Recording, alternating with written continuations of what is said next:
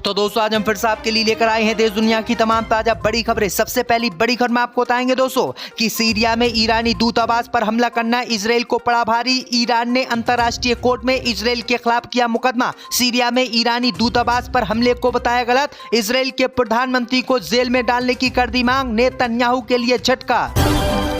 मुख्तार अंसारी को पूर्वांचल का शेर बताने पर यूपी पुलिस के कांस्टेबल आफ्ताब को योगी सरकार ने किया सस्पेंड। फेसबुक पर मुख्तार अंसारी के समर्थन में किया था पोस्ट। गाजा पट्टी के युद्ध में इजराइल का साथ देना अमेरिका के राष्ट्रपति जो बाइडेन को पड़ा भारी। अमेरिका के मुसलमानों ने नाराज होकर बाइडेन की इफ्तार पार्टी में जाने से किया इनकार। बाइडेन का निमंत्रण ठुकराया। नेतन्याहू के बाद बाइडेन की बड़ी चिंता। सुशील मोदी को बिहार में निकला कैंसर। दिल्ली एम्स से जांच के बाद लौटे पटना। लोकसभा चुनाव में नहीं करेंगे प्रचार। बीजेपी के लिए बिहार से बहुत बुरी खबर।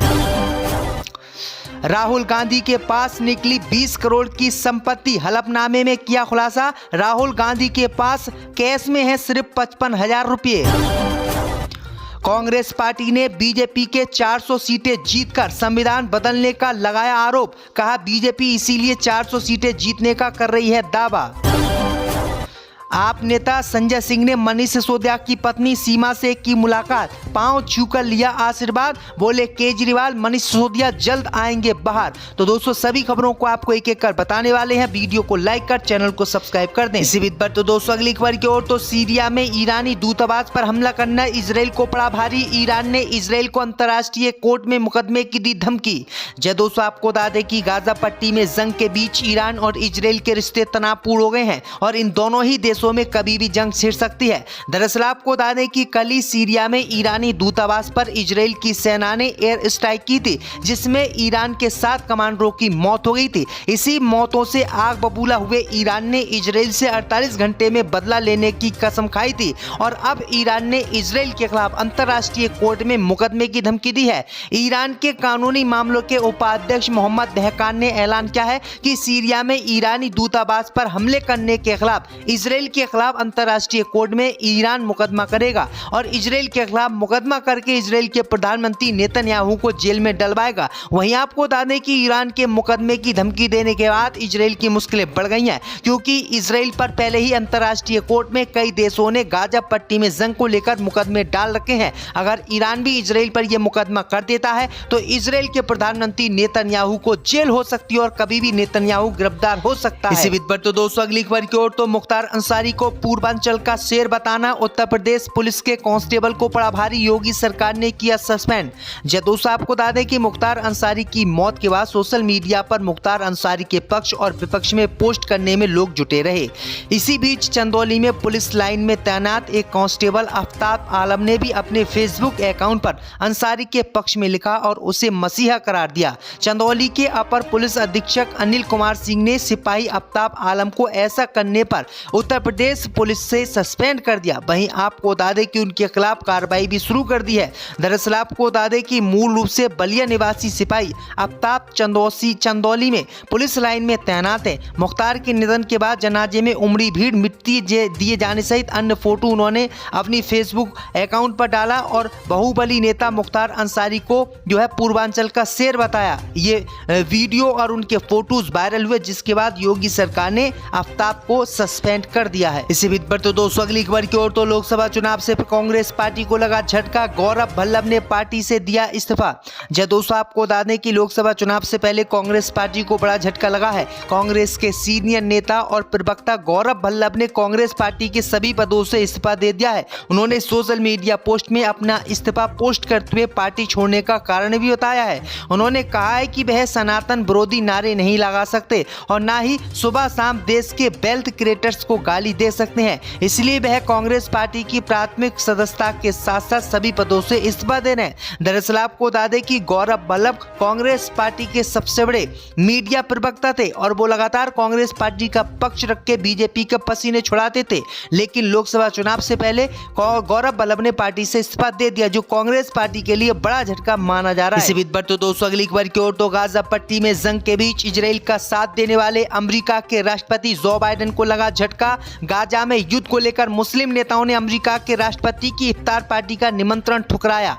जी दोस्तों, आपको बता दें कि गाजा पट्टी में जारी जंग के कारण अमेरिका के मुस्लिम समुदाय के नेता ने अमेरिका के राष्ट्रपति जो बाइडेन की ओर से होने वाली रोजा इफ्तार पार्टी के निमंत्रण को अस्वीकार कर दिया है और उन्होंने जो बाइडेन की इफ्तार पार्टी में जाने से इनकार कर दिया है। दरअसल आपको बता दें कि हर साल व्हाइट हाउस में छोटी सी इफ्तार पार्टी दी जाती है जिसमें अमेरिका के बड़े बड़े मुस्लिम नेताओं को बुलाया जाता है, लेकिन आपको बता दें कि इस बार मुस्लिम नेताओं ने गाजा पट्टी में जारी जंग के कारण अमेरिका के राष्ट्रपति जो बाइडेन की इफ्तार पार्टी में आने से इनकार कर दिया और अमेरिका के राष्ट्रपति जो बाइडेन का निमंत्रण अस्वीकार कर दिया। वहीं आपको बता दें कि न जाने का कारण उन्होंने बताया है, उन्होंने कहा है कि गाजा पट्टी में बेगुनाह मुसलमानों की हत्या इजराइल कर रहा है और अमेरिका के राष्ट्रपति जो बाइडेन उनके साथ हैं और कोई भी कार्रवाई इजराइल पर नहीं कर रहे हैं, इसीलिए हम किसी भी कीमत पर अमेरिका के राष्ट्रपति जो बाइडेन की इफ्तार पार्टी में नहीं जाएंगे। तो ये बड़ा झटका अमेरिका के राष्ट्रपति जो बाइडेन को मुस्लिम समुदाय ने दिया है। इसी बीच पर तो दोस्तों अगली खबर की ओर, तो सुशील मोदी को निकला कैंसर, दिल्ली एम्स से जांच के बाद लौटे पटना।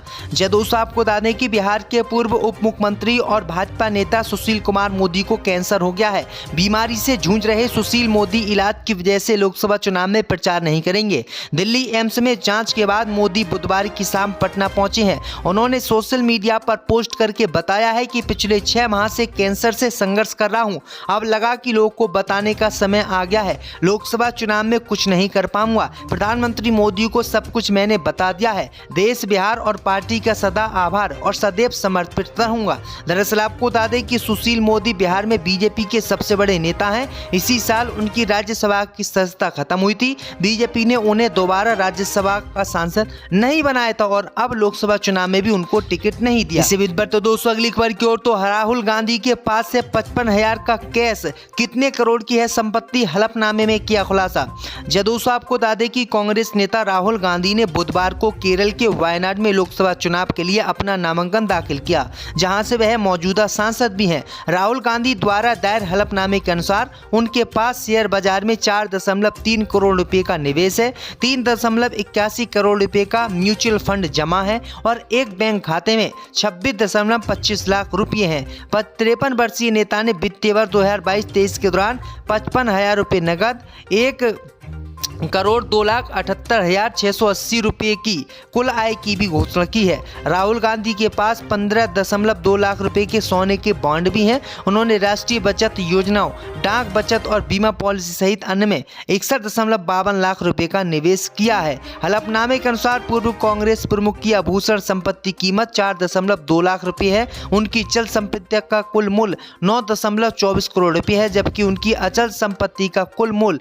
11.14 करोड़ रुपए है। आपको बताएं दोस्तों कि कुल संपत्ति 20 करोड़ से राहुल गांधी पर अधिक है, यानी 20 करोड़ की संपत्ति राहुल गांधी के पास है। इसी बीच पर तो दोस्तों अगली खबर की ओर, तो अनभक्तों के जीजा ब्रिटेन के राष्ट्रपति ऋषि सुनक की इस चुनाव में होगी हार, सर्वे में हुआ चौंकाने वाला खुलासा। जी दोस्तों, आपको बता दें कि अनभक्तों के जीजा और ब्रिटेन के राष्ट्रपति ऋषि सुनक के लिए बुरी खबर इस चुनाव में आई है। दरअसल आपको बता दें कि ब्रिटेन में 18,000 से अधिक लोगों पर हुए एक सर्वे में बताया गया है कि इस साल होने वाले आम चुनाव में प्रधानमंत्री ऋषि सुनक के नेतृत्व वाली कंजरवेटिव पार्टी को हार का सामना करना पड़ेगा, जबकि विपक्षी लेबर पार्टी 403 सीटों के साथ सत्ता पर काबिज होगी। बहुमत के लिए महज 326 सीटों की ही आवश्यकता होगी।